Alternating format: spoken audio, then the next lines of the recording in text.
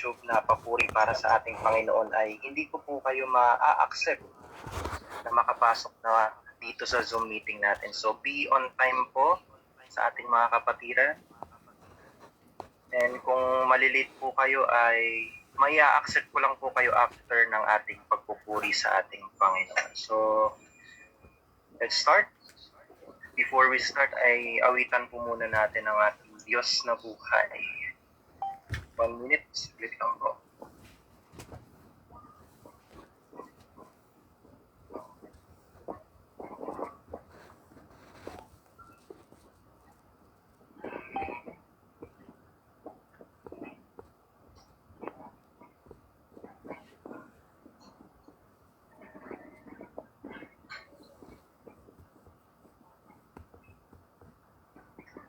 Ayan, imimute ko muna po kayo mga kapatid. Idikit dito.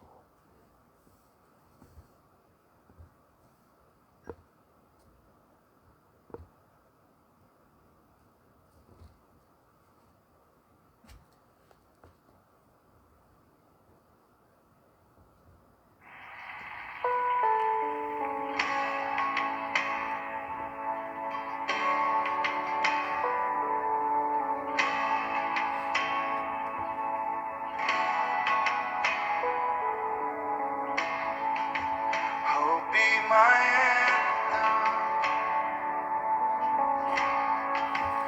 Lord, when the world has fallen quiet, you stand beside me. Give me a song in the night, and Jesus, I need you every moment. I need you here now. This place, Lord, hearts sing out your praise forever. Beauty for ashes, you find the weak and contrite heart. Shoulder its burdens, carry it into the light. Jesus, Jesus, I need you every moment. I need you here now. This place, Lord, hearts sing out your praise forever. And Jesus,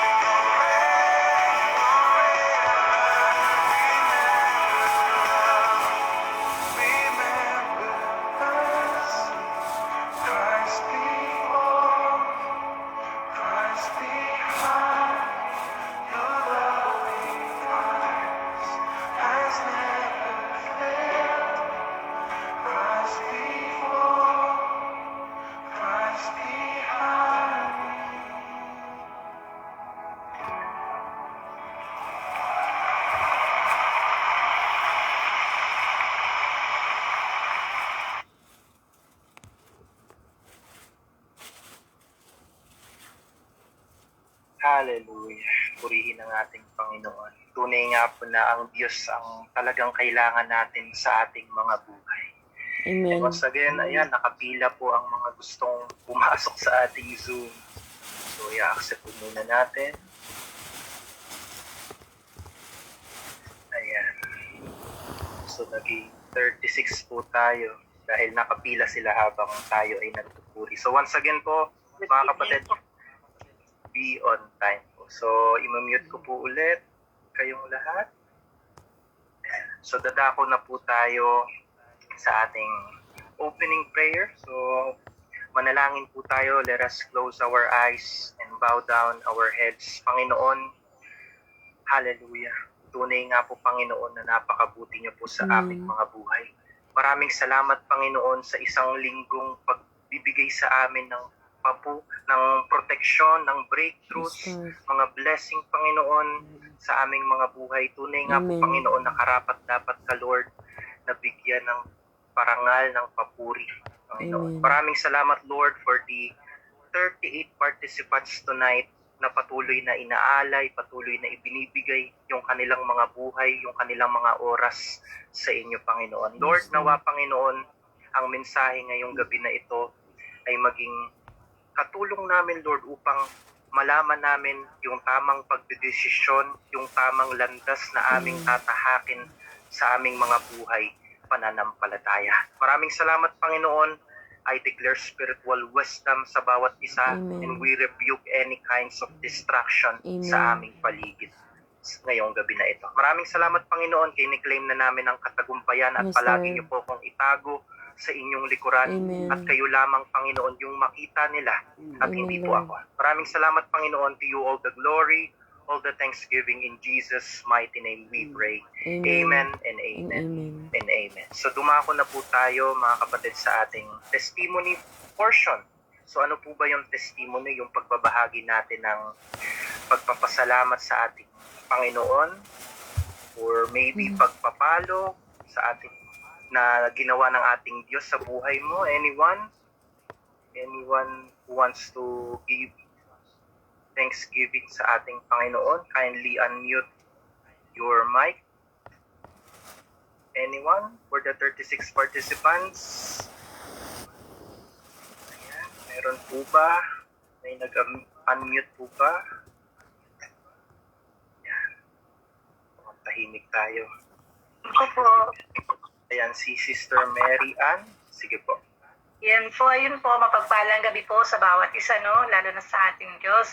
So, ayun po, ay kapasalamat po ako sa Panginoon sa buong sa linggo na patuloy niya pong paggabay at pag-iingat po sa akin at sa pamilya ko. Sobrang thankful din po ako sa Lord kasi nung isang araw po ay, kasi may nag-invite po kasi sa akin na mag-speak sa isang church. So sabi ko parang, parang medyo kaba ako sa didi ko. Sabi ko, hindi ako ganun kagaling sa mag-speak po. Pero even tumatayo na po ako sa church, leader po ako sa women's. Pero bigla pong sinagot ako ng Holy Spirit pagbukas ko po ng Bible. Kasi madaling araw yon, may message po agad sa akin ng Lord. So, thankful ako sa Lord kasi sabi ko, God reminders, pinapanahon na talaga para po na ako po ay gamitin talaga niya. Kaya salamat ako sa Lord din kasi despite po noon, even though marami po ako mga pinagdaanan, mga pagsubok sa buhay, lalo po na nagdaang week, thankful po ako sa Lord kasi sa pamagitan po ng pagsubok na yun, mas nagiging matatag po ako at nagiging malakas, hindi po dahil sa sarili ko, kundi sa tulong po ng Diyos sa akin at sa tulong at gabay po ng banal na Espiritu po sa akin araw-araw. Kaya thankful po ako sa Lord kasi talaga po hindi po siya nagkulang, hindi po talaga siya nagpabaya. Lahat po niya mga pinag-pray ko po talaga sa Kanya. Even matagal po siya nga nasagot, pero thankful ako sa Lord. Sabi nga lagi may tamang panahon. Kaya salamat sa Lord at pray ko po na mas lalo din po talaga akong gamitin po ng Panginoon. Lalo na po sa panahon ngayon na mas lalo po maging masigasig, lalo na po sa gawain ng Lord. So yun lang po. Salamat po sa Diyos. Ang Kanyang papurit po sa salamat. Thank you po. Amen. Maraming salamat po sa buhay niyo, Sis Mary Ann. At tunay nga po, expect niyo na po yung breakthrough kapag hinayaan niyo po na papasukin yung Panginoon sa buhay niyo. Po, sa paggamit sa buhay niyo po. Amen. Hallelujah po. So, meron pa po ba? Last testimony or magsisimula na po tayo? So mukhang wala na. Ako po, Pastor. Ayan, si Sister Miraflor. Sige po. Nagpapasalamat po ako sa Panginoon sa paggabay niya sa akin sa araw-araw, maging sa mga anak ko po na bagamat kami layo-layo, pero lagi po nandoon yung divine protection ng Panginoon sa buhay naming mag-iina. Kasi po, single parents na po ako wala, byuda na po ako. Pero sa awa po ng Panginoon, araw-araw po na struggle sa buhay, ando doon po lagi siya. Lagi siyang nakagabay po sa amin. Ano man po ang hilingin ko sa kanya, sabi ko nga, Lord, ikaw na ang bahala kasi alam mo kung ano yung sitwasyon namin sa buhay. Nagpapasalamat din po ako sa Panginoon kasi kasama ko po sa bahay ngayon yung bunso ko pong anak na kambal. Grade 12 na po ngayon.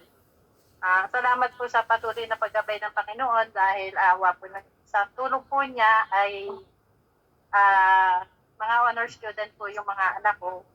Tapos yung provision na po sa amin sa araw-araw na pangangailangan po namin talaga hindi siya nagpapabaya. Kaya ma-amaze ko talaga sa ginagawa ng Panginoon sa buhay ng bawat isa sa atin. Although, mentras lumalapit po tayo sa Kanya, nandiyan po lagi yung kaaway. Parang hinihila po niya tayo para palayo sa Kanya, pero hindi po hinahayaan ng Panginoon. Lagi po, sa totoo lang po, ang sinisimbahan ko pa po simbahan sa Valenzuela, lumuluwas pa po ako.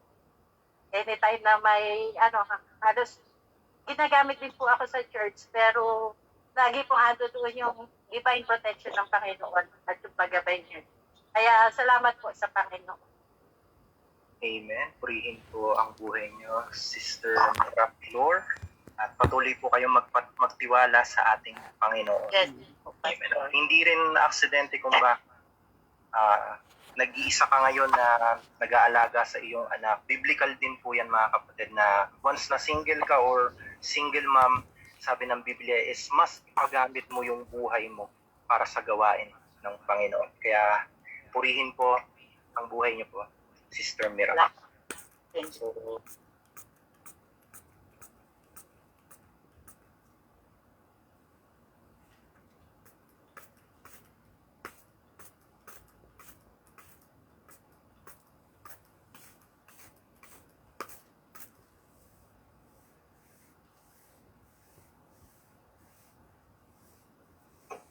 I'm sorry at nakamute po pala ako. Ayan. So, kanina pa po nabanggit yung word na church, simbahan. At ayan po yung pag-uusapan natin ngayong gabi na ito. So, I encourage again po na i-open yung ating mga camera. Meron po mga nagpatay, kahit itutok nyo lang po sa kisame or kahit not directly sa inyo po para malaman ko lang po na hindi po tayo natutulog. Masarap magpahinga sa presensya ng Panginoon pero wag po nating tulugan yung gawain ng Panginoon. Amen? Thank you for the response mga kapatid. Okay lang po yan kahit nagtatrabaho po tayo. So once again mga kapatid, welcome sa ating Friday Daily Bible Study. Ginagawa po natin ito every Friday hanggat maaari. Hindi po tayo magmimintes dahil ito po yung ating mission, yung ipalaganap kung ano po yung sinasabi ng Biblia. And kanina po, 2 beses nabanggit yung church, simbahan. And wala po tayong PowerPoint ngayon because gusto ko pong makita yung mga reaction nyo sa ating pag-uusapan ngayong gabi na ito. So I entitled the message tonight, Do Not Tolerate Sin. Amen. Ang pag-uusapan natin is yung the danger ng pagkukonsinte Amen. ng kasalanan. So tonight's message is not for the faint-hearted. It is not meant to entertain you for the 36 participants. It is a wake-up call. Amen. Dahil sa henerasyon ngayon, mga kapatid, the greatest danger to the body of Christ is not always persecution, but spiritual compromise inside the church. Inuulit ko po, spiritual compromise inside the church. Mga kapatid, sa pananampalataya, hindi lahat ng tumatawag sa Diyos ay tunay na sa Amen. Kanya. At hindi Amen. rin po lahat ng simbahan ay ligtas paglaguan ng kaluluwa. Inuulit ko po, hindi lahat ng simbahan ay ligtas paglaguan ng kaluluwa. Amen. Alam ko po, I believe for the 36 participants, lahat po tayo ay may mga churches na dinadaluhan. Kaya I encourage you to get your Bible right now, to get your ballpen, your notebook, dahil ito pong katuruan ngayong gabi ang magiging gabay natin sa pagpili, sa pag-discern kung tamang simbahan ba yung dinadaluhan po natin. Amen. Mga kapatid, maraming mananampalataya ngayon ang nananatili sa isang simbahan hindi dahil sa katotohanan. Amen. Nakakalungkot po yan. Kundi dahil sa tradisyon, emosyon, o yung pakikisama nila sa mga kapatiran nila. Amen. Amen? Maraming salamat po sa mga nakita ko pong kumuha ng kanilang mga Bible and notes, ballpen. Mga kapatid, bilang mga anak ng Diyos, tayo po ay tinawag na maging mapanuri. Inuulit ko po, tayo po ay tinawag na maging mapanuri, hindi para maging judgmental sa mga kapatiran natin, kundi para lumakad sa liwanag at huwag makibahagi sa gawa ng kadiliman. Amen. I encourage you po Amen. na buksan po natin yung ating Biblia in Galatians chapter 5 verse 9. Galatians chapter 5 verse 9. Babasahin ko na po ito. Sapagkat ang kaunting lebadura ay nagpapasama sa buong limpak ng masa. Inuulit ko po, sapagkat ang kaunting lebadura, ano po ba yung lebadura? Ayan po yung yeast sa English o yung pampaalsa ng tinapay. Ulitin ko po, sapagkat ang kaunting lebadura or yeast, pampaalsa, ay nagpapasama sa buong limpak ng masa. Ano po yung masa? Ayan po yung part ng tinapay. Sa Biblia po mga kapatid, bakit ginamit ang yeast bilang simbolo? Sa Galatians chapter 5 verse 9, ang yeast po ay ginamit bilang metaphor o simbolo ng kasalanan. Sapagkat ang kaunting lebadura ay nagpapasama sa buong limpak ng masa. Ano pong ibig sabihin nito mga kapatid? Ibig sabihin nito is kahit maliit na kasalanan lang na hinahayaan sa loob ng simbahan o grupo, pwedeng makasira sa kabuuan. Amen. Inuulit ko po, mga kapatid, katulad ng yeast na kaunti lang pero umaabot sa buong masa, ganoon din po ang epekto ng kasalanan. Kapag kinunsinte, lumalaganap po ito at nakakahawa. Amen. Inuulit ko po, kahit maliit na kasalanan lang na hinayaan sa loob ng simbahan o grupo, pwedeng makasira sa kabuuan. Amen. Hallelujah. So I'm gonna give you just 3 pointers para maintindihan po natin ito at mapag-aralan po natin ito ng mas malalim.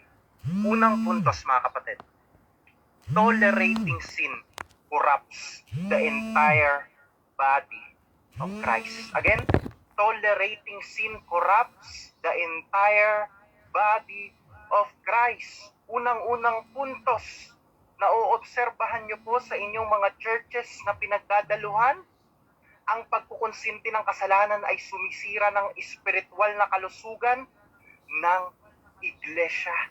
Mga Amen. kapatid, sin that is tolerated is sin that will spread. The local church is supposed to be the body of Christ. Amen. Isang lugar ng healing, a place of healing, a place of holiness, at lugar ng katotohanan. But when sin is open, when sin is allowed, and when unrepentant behavior is ignored o hindi pinapansin, the church becomes spiritually sick. Kapag ang kasalanan po ay tinatanggap, pinapalusot, o pinapatawad ng walang pagsisisi at pagbabago, ang buong iglesia ay unti-unting nalalason. Tandaan niyo po mga kapatid, ang simbahan ay katawan ni Kristo. Amen. Kung may parte ng katawan na may sugat, pero pinababayaan, hindi ba, ano pong mangyayari doon sa sugat na yun? Di ba po, kumakalat, nai-infect, at nagiging sanhi po ito ng mas malalang infection. Amen? Sa theology po, ito po ay tinatawag na tolerated iniquity. Ang uri po ng kasalanan na pinapayagang manatili sa isang sistema. Hindi lang po ito personal na problem, mga kapatid. Ito'y corporate sin. Isang bagay na dinadala ng buong iglesia. Bibigyan ko po kayo ng halimbawa, mga kapatid. May mga church leaders na nagtuturo ng mga sugar-coated gospel. Ano ibig sabihin po ng sugar-coated gospel? Yung itinuturo lang po ng mga pastor is yung gustong mapakinggan ng mga tao, yung mga magagandang katuruan lamang, yung mga hindi rebukable na mga katuruan, yung mga masasarap namnamin na salita ng Diyos. Pero binalaan po tayo ng Efeso chapter 5 verse 11.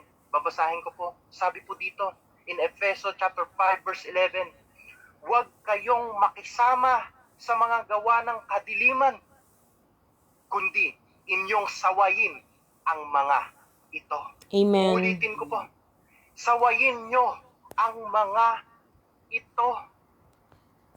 Kapag ang simbahan nyo po ay walang nangyayaring pagsuway sa kasalanan, medyo mag-isip-isip na po tayo, Amen. mga kapatid. Dahil malinaw na sinabi ng salita ng Diyos, huwag kayong makisama sa mga gawa ng kadiliman, kundi sawayin nyo ang mga ito.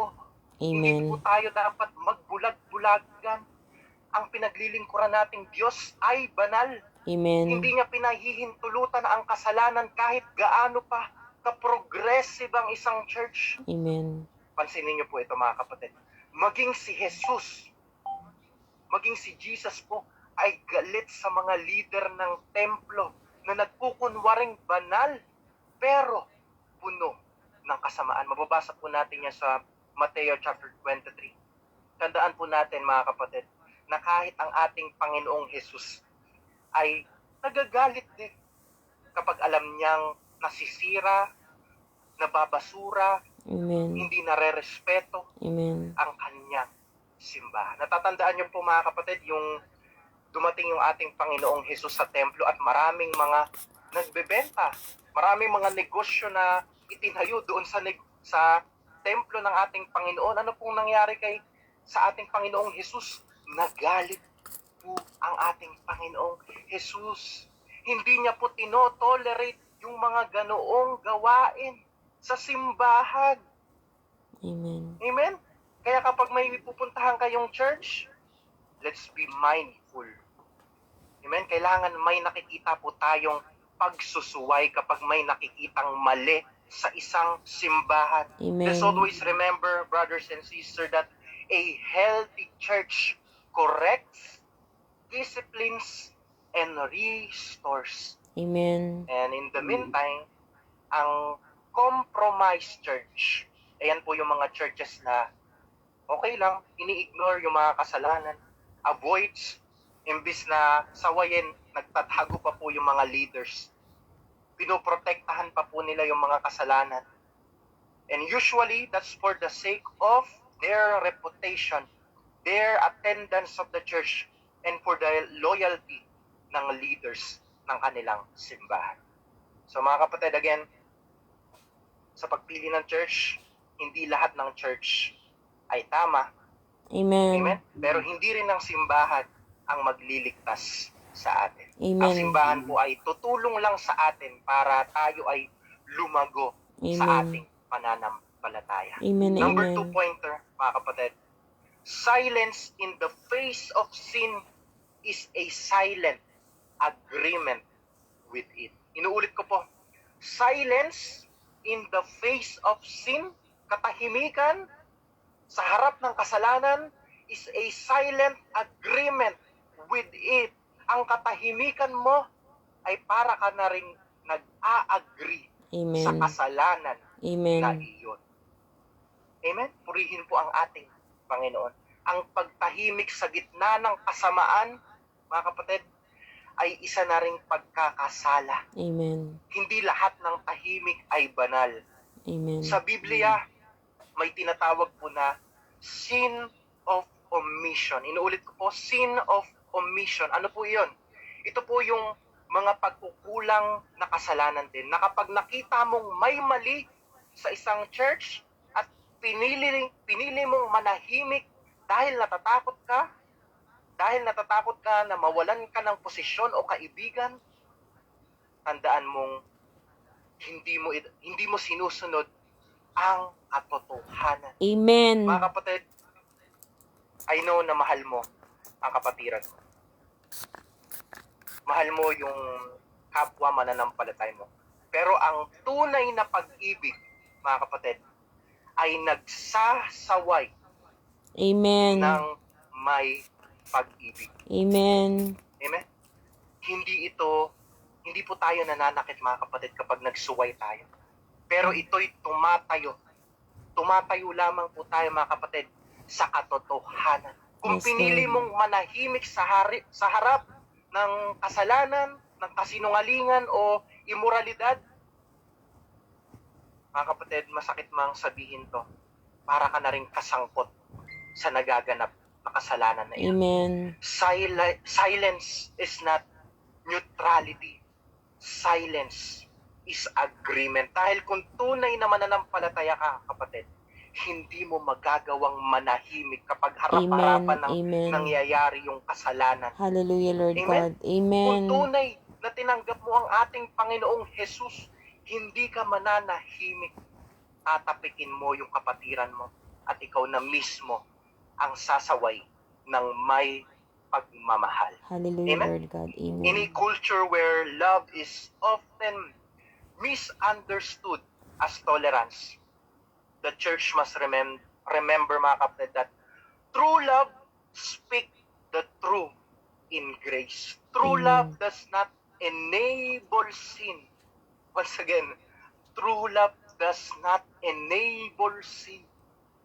True love confronts what is killing the soul. Ayan yung tunay na pagmamahal na hindi mo hahayaan na masunog ang kaluluwa ng mga mahal mo sa buhay. Bibigyan ko po kayo ng halimbawa, mga kapatid. Halimbawa na lang po.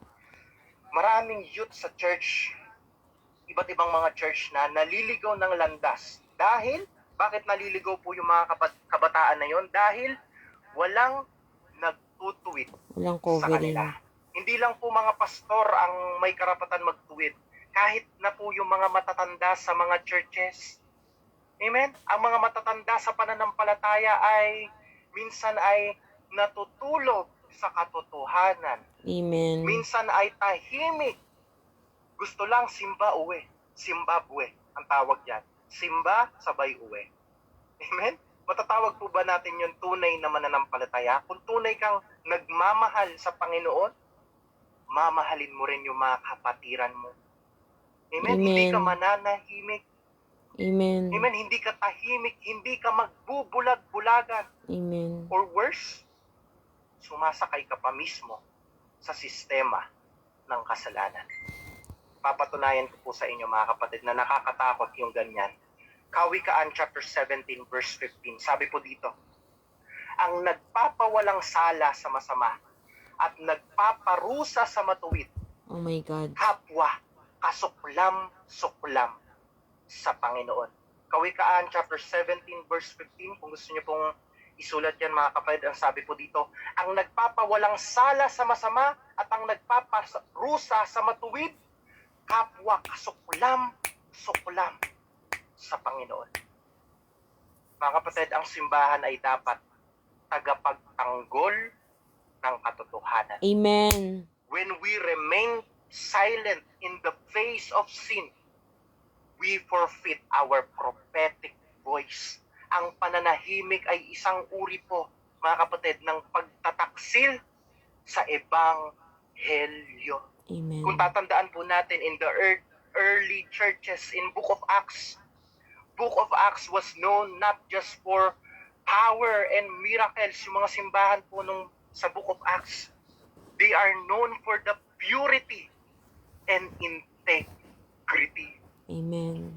Tandaan po natin mga kapatid that when we lose the courage to speak the truth, we lose our authority in the Spirit.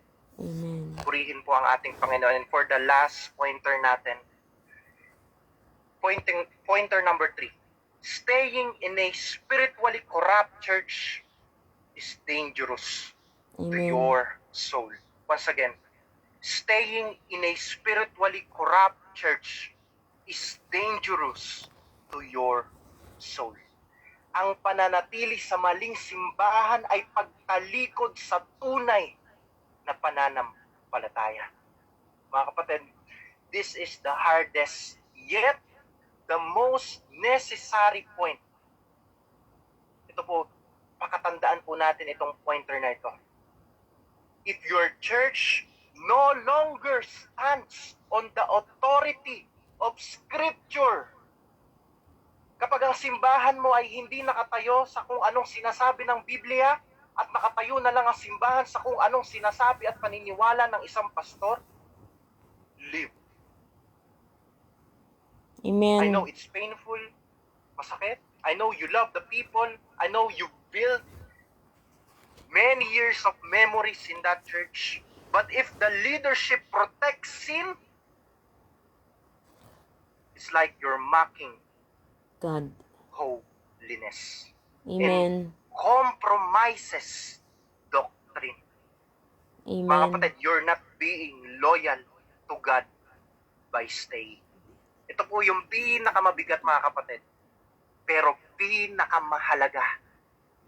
Tandaan po natin ito mga kapatid dahil for the 39 participants, lahat po tayo ay umaattend sa iba't ibang Amen, churches. Lord God. Thank you, Lord God, for your Amen. At words. hindi po ito tinuturo ng mga pastor dahil ayaw po nilang mawalan sila ng Thank you, members. Lord God, for the truth. Pero kailangan po natin ituro ito dahil ito yung katotohanan Yes, Lord mula God.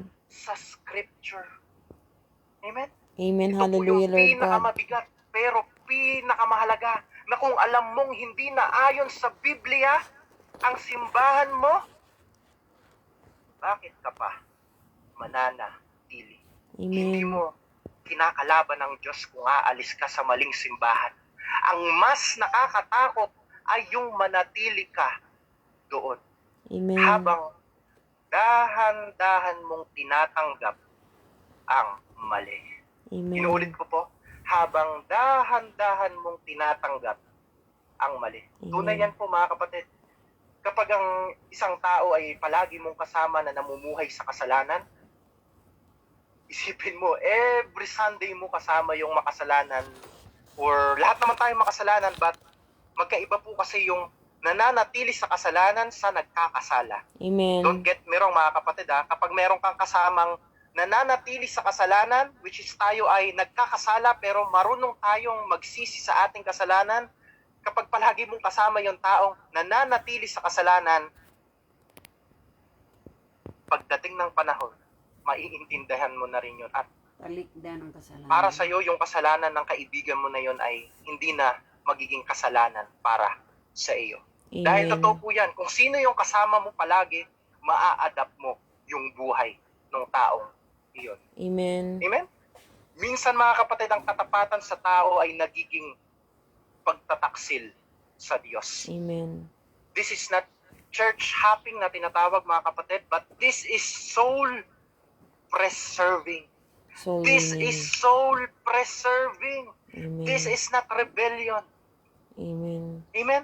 This is obedience. Dahil Amen. sinabi ng ating Panginoong Jesus, my sheep hear my voice. Amen. Hindi yung boses ng pastor mo. Amen. Hindi yung boses ng kapatiran mo. When you hear His voice calling you out of deception, sumunod ka sa boses ng ating Panginoon.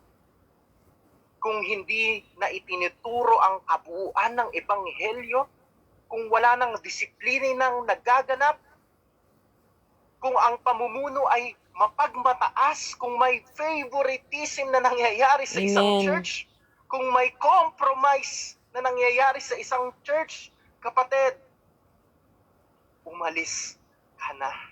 Amen. Mas mahalaga ang kaluluwa mo. Hindi mahalaga ang relasyon mo sa pastor mo, hindi mahalaga ang relasyon mo sa kapatiran mo. Mas mahalaga ang relasyon mo sa Panginoon. Amen. Amen. Pahalagahan mo ang kaluluwa mo dahil kapag pinili mong manatili sa church na hindi naghahari ang ebanghelyo ng Diyos, kapatid, sinasabi ko na sa iyo, yung kasalanan na naghahari dyan sa church na iyan ay maa-adapt mo rin. Amen? Amen. Mas mahalaga ang kaluluwa mo.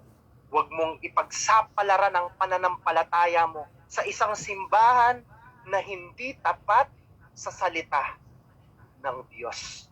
Patunay mga kapatid, hindi ko po kayo hinihikayat na maniwala sa akin. Hinihikayat ko po kayong maniwala sa salita ng Diyos. Patunay mula sa salita ng Diyos. 2 Corinthians chapter 6 verse 17. Excuse me lang po. Ayan. 2 Corinthians chapter 6 verse 17. Sabi po dito, kaya't magsilabas kayo sa kanila at Amen. magsihiwalay kayo. Sabi po, sabi ng Panginoon, at huwag kayong humipo sa marumi. Uulitin ko po. 2 Corinthians chapter 6 verse 17, mismo ang ating Panginoon ang nagsabi, kaya't magsilabas kayo sa kanila at Amen. magsihiwalay kayo. Sabi ng Panginoon, at huwag kayong humipo sa marumi. Amen. Hallelujah. Ang tunay na iglesia ay hindi perfect. Amen. Walang church na perfect, mga kapatid. Amen. Amen? Amen. Ano po iyon? Sabi po, 2 Corinthians chapter 6 verse 17 po iyon, si Silda. Sabi po dito, kaya't magsilabas kayo sa kanila at magsihiwalay kayo, sabi ng Panginoon, at huwag kayong humipo sa marumi. Mismo po ang ating Panginoon ang nagsabi, iyan. Mga kapatid, ang tunay na iglesia ay hindi perfecto, walang perfect na church. Amen? Pero kung isang church ay nagpoprotekta sa isang kasalanan at walang pagsusuway na nangyayari, mag-isip na po tayo mga kapatid. Amen. Ang church dapat po ay nagpapasakop sa kung anong sinasabi Amen. ng salita ng Diyos. At ang tunay na pag-ibig ay may pagsuway sa tulong ng banal na Espiritu. Yes, Kung ang Lord God. simbahan ay hindi nagpapasa ilalim sa salita, hindi po ito iglesia. Amen. Ito'y isang relihiyosong organization lamang po mga kapatid. Kulto. Amen? I hope na naisulat po natin at magiging guideline po natin ito sa pagpili ng tamang pagdadaluhan Amen. na simbahan. At sa ating conclusion, for the last part ng ating pag-aaral, for our conclusion, mga kapatid, God first, not church first. Once again, God first, not church first. Mas mahalaga ang kaligtasan mo kaysa sa relasyon mo sa church mo ngayon. Amen. mga kapatid. Hallelujah, Lord God. Your loyalty must never be to a denomination. Amen. Denomination, ayun po yung mga churches. Your loyalty must never be to a pastor, to a Amen. name, to a man. Yung alliance mo is to the Word of God, to the holiness, to the leading of the Holy Spirit. Amen. Ang pananampalataya mo ay hindi dapat nakatali sa pangalan ng church mo Amen, Lord God. o sa pastor mo. Amen? Inuulit ko po mga kapatid, hindi dapat nakatali ang pananampalataya mo sa pangalan ng church mo o sa pastor mo. Ang pamantayan mo dapat ay kung anong sinasabi ng salita ng Diyos. Amen. At ayan po yung tinatayuan ko po palagi sa pagiging isang pastor dito sa bansang South Korea. Kapag wala yan sa Biblia, Kapag against yan sa Biblia, hindi kita paniniwalaan. Dahil Amen. iisa lang po yung paniniwalaan dapat natin. Kung anong sinasabi ng Amen. Biblia. Kung ang simbahan ay hindi nagtuturo, hindi namumuhay at hindi nagtutuwid ayon sa Biblia, umalis ka. Amen. Huwag kang matakot. Alam ko takot ka, kapatid. Alam ko mapapahiya ka kapag umalis ka. Pero umalis ka, kapatid. Huwag kang matakot. Ipagkatiwala mo sa Diyos ang bagong landas na tatahakin mo. Amen. Mga kapatid, hindi ang pastor mo ang maghahatid sa iyo sa kaligtasan. Hindi ang pastor mo ang magdadala sa iyo sa mas malagong pananampalataya. Ang banal na Espiritu ang maglalagay sa iyo doon. Yes, Ang Lord. ating Panginoong Hesus ang maghahatid sa iyo sa bagong landas. Ang Diyos ang maghahatid sa iyo sa isang lugar na may liwanag, Amen. na may kabanalan Amen. at katapatan. Amen. Amen?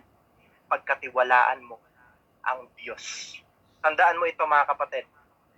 Ang tunay na iglesia ay hindi ang may magandang sound system. Tandaan po ninyo yan, ha? Amen. Porque na bisita kayo sa isang church na napakaganda ng tugtugan ng sound system, ibig sabihin ay ayun na yun. Hindi po ganoon ang simbahan.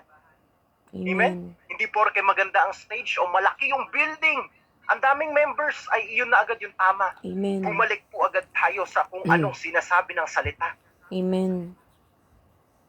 Tama ang simbahan kung si Kristo ang nasa sentro nito. Ang salita, ang Amen. pamantayan, at ang kabanalan ang pamumuhay. Amen. Amen? Purihin ang ating Panginoon. Manalangin po tayo. Hallelujah. Panginoon, maraming salamat for the revelation na Yes, Lord God. pinagkaloob niyo po sa bawat mananampalataya for the 38 participants tonight.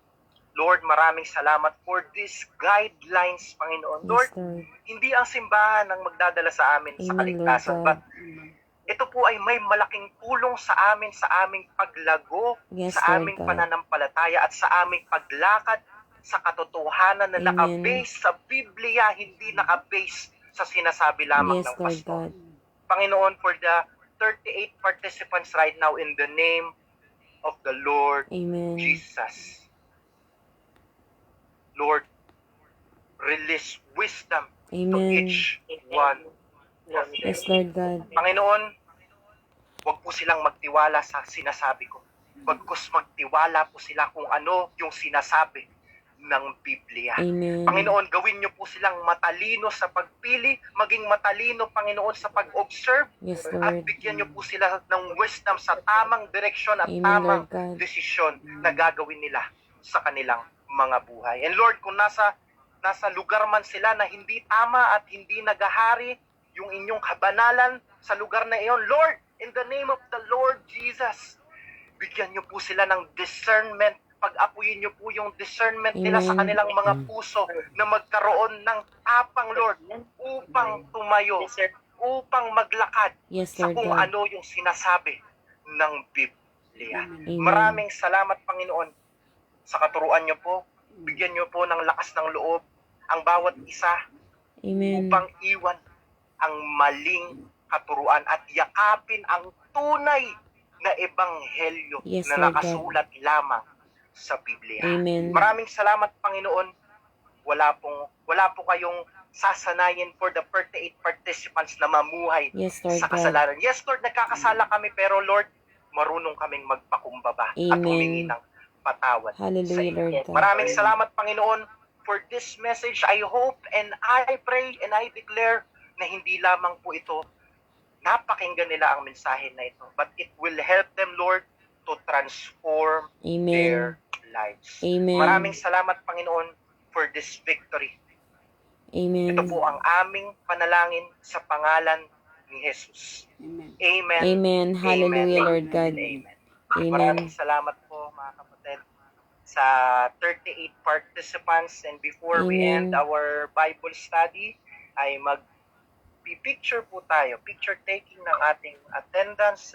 Gagamitin po natin ito upang mas makahikayat po tayo ng mananampalataya na dumalo sa ating Friday Bible study. So I encourage you to open our cameras, and I'm gonna send this to our All for Jesus group message.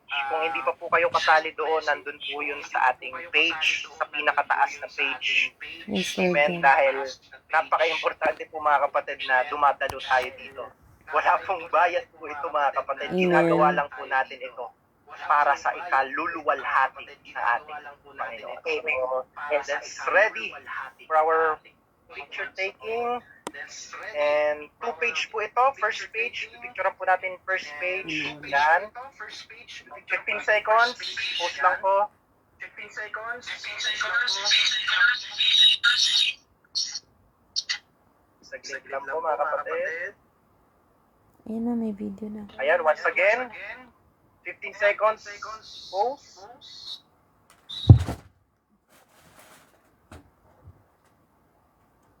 Yan, for the second page. Yan, post po tayo for the second page. 1, 2.